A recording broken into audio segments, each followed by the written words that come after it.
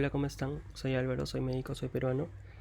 Les voy a explicar un poco del Streptococcus pneumoniae, también conocido como neumococo.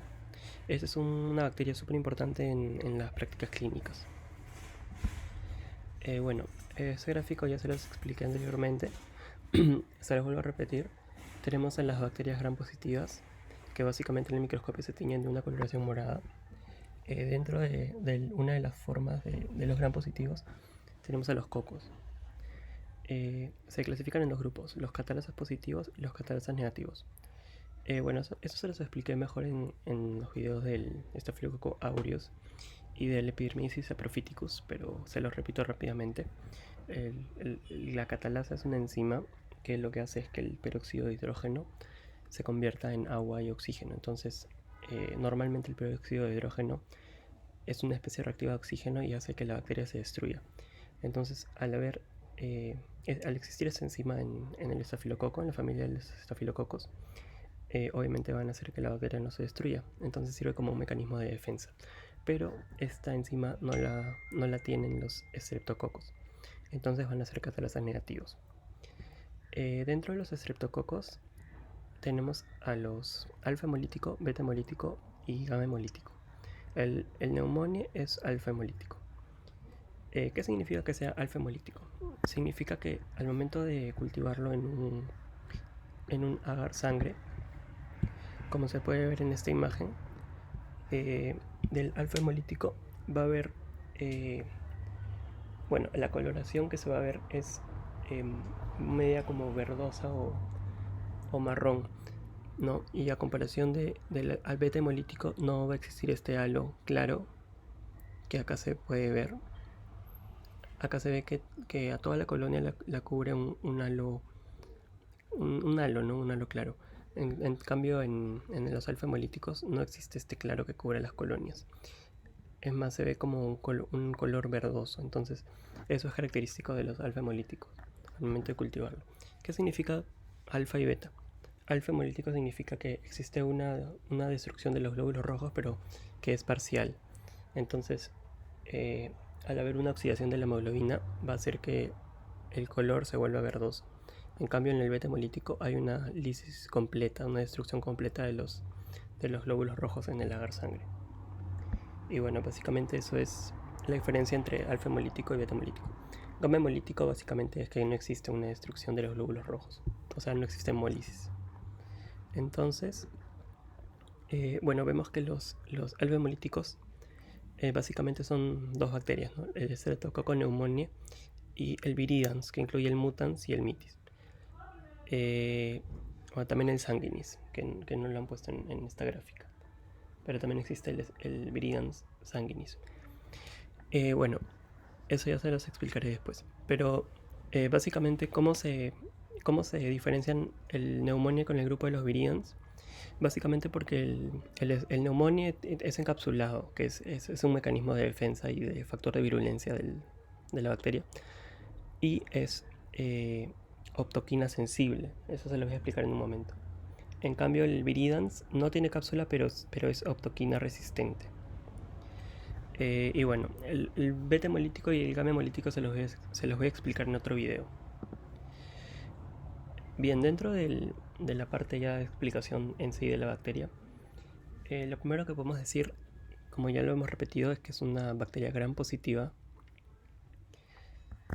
Se le conoce como, la forma que se le conoce es como diplococo, que significa dos cocos. Entonces, en el microscopio se va a ver de esta manera, miren. Dentro del microscopio se puede ver, por ejemplo, en esta imagen, que los cocos se agrupan en dos, o sea, por eso se le conoce como diplococo. Entonces acá vemos dos cocos juntos, dos cocos juntos, dos cocos juntos, y como está teñido de morado, significa que es gram positivo.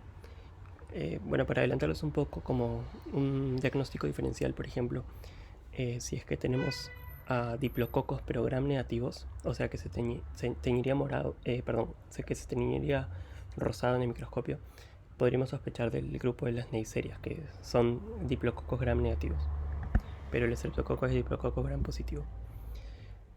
Bien, también es alfa-hemolítico, que ya les mencioné, es optoquino sensible, a diferencia del Streptococcus viridans. En este gráfico podemos ver bien, ese es un medio cultivo donde se puede ver que se colocan dos discos. Esos discos blancos son discos de optoquina.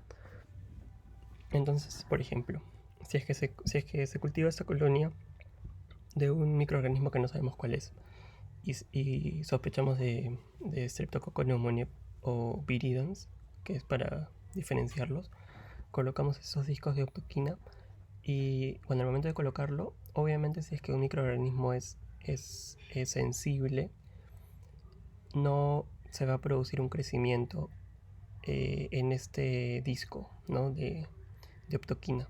¿Por qué? Porque obviamente el microorganismo, al ser sensible, no va a poder crecer. Entonces se ve que esta colonia se ve inhibida, por así decirlo, por el disco de optoquina. En cambio, el mitis, que es resistente a la optoquina, si es que se coloca el disco de optoquina en la colonia, va a haber un crecimiento de todas maneras, porque obviamente el microorganismo viridans es resistente a la optoquina. Entonces el crecimiento no se afecta, ¿no? con la colocación de este disco de optoquina. Y bueno, ese es un dato importante porque es una forma de diferenciar a ambas bacterias. Bien, luego podemos decir que el Streptococcus pneumoniae, a diferencia del viridans, es encapsulado. La cápsula básicamente es de polisacáridos. Este es un gráfico de los factores de virulencia y de cómo es la cápsula del Streptococcus pneumoniae. Y bueno, esta cápsula sirve porque tiene función antifagocítica.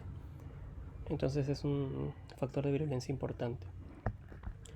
Otra cosa importante es que, como se puede ver en este gráfico, existe un factor de virulencia que es el IgA proteasa. La inmunoglobulina A normalmente se encuentra en las mucosas y lo que hace es que permite que los microorganismos, las bacterias, no se puedan adherir a los epitelios, ¿no? Normalmente las bacterias, bueno, algunas se adhieren a epitelios y de esa forma colonizan. Entonces, existen bacterias que tienen IgA proteasa. Lo que hacen es destruir estas inmunoglobulinas A y de esa manera se pueden adherir fácilmente. Y bueno, también sirve como un factor de virulencia para colonizar membranas mucosas. Ya. Otro tema importante es que existe un riesgo aumentado de infección por esta bacteria en pacientes que presentan anemia de células falciformes o pacientes sin vaso, que se les conoce como asplénicos. Para explicarles un poquito qué es la anemia de células falciformes, o bueno, en inglés se le conoce como sickle cell anemia, básicamente es una enfermedad en la cual existe una mutación en un aminoácido que es glutamato, normalmente es glutamato, y se cambia por valina, que es un aminoácido. Y bueno, esto hace que las células, los eritrocitos, tengan una forma particular, que viene a ser esta. Esta acá tiene como una forma de hoz o de banana, como se le conoce.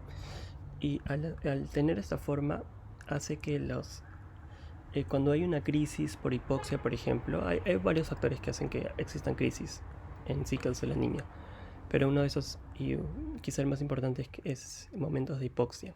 Entonces, por ejemplo, si es que el paciente se va a la altura y presenta hipoxia, puede hacer que estos eritrocitos que tienen esta forma se polimericen, o sea, se empiecen a adherir, y esto puede hacer que ocluyan vasos de distintas partes del cuerpo, ¿no?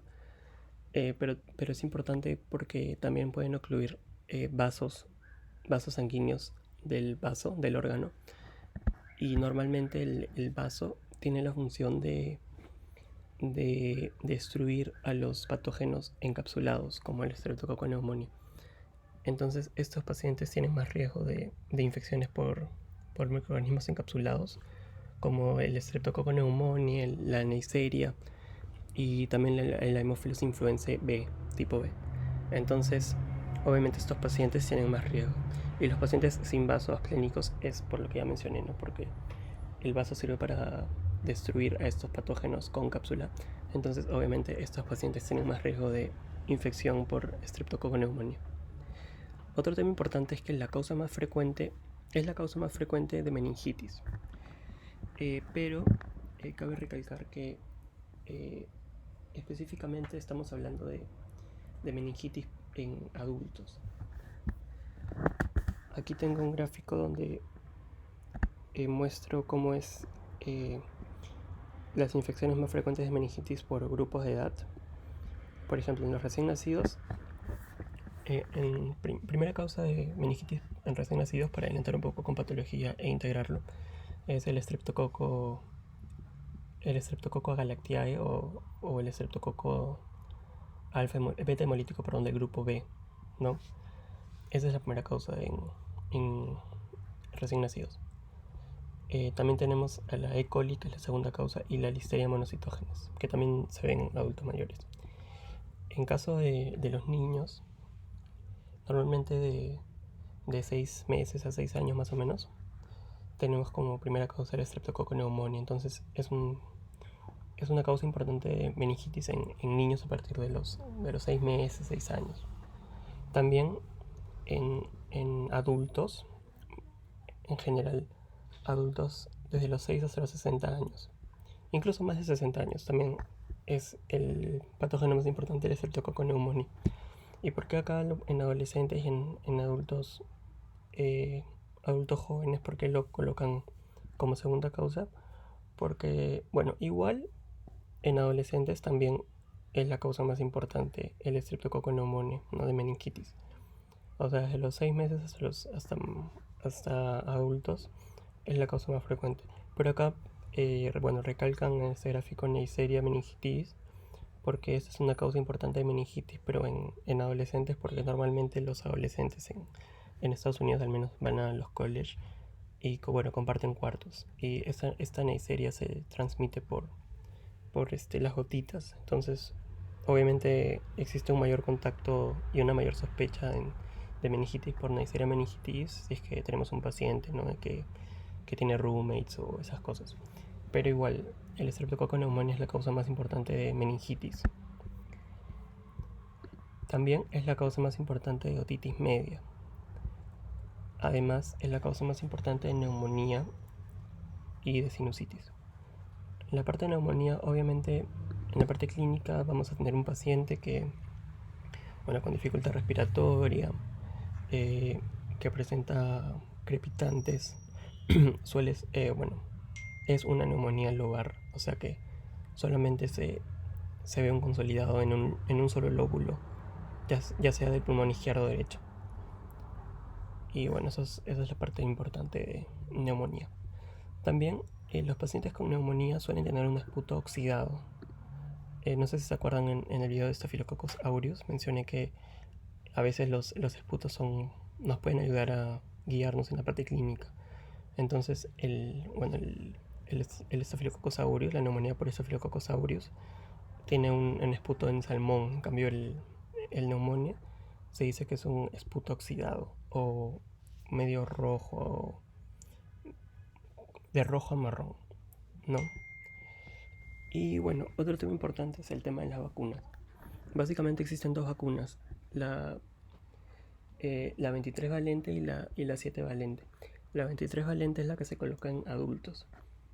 Y bueno, es una vacuna que solamente produce anticuerpos IgM. Tiene respuesta solo por anticuerpos IgM. Y básicamente es una vacuna hecha con la cápsula de polisacáridos. En cambio, la 7 valente es la de niños. Es una vacuna conjugada. Y la respuesta que se produce es una respuesta por IgG. Eso es importante. La 23 valente, la de adultos, es de polisacáridos y produce IgM. En cambio, la 7 valente es para niños, conjugada, y produce IgG. Y bueno, otro tema importante es obviamente el tratamiento. Se puede tratar con macrólidos como la citromicina, pero de preferencia se prefiere usar la ceftriaxona, ¿no? Que es una cefalosporina de tercera generación. Y bueno, esos son datos importantes del estreptococo neumonía. Y nada, espero que les sea de ayuda.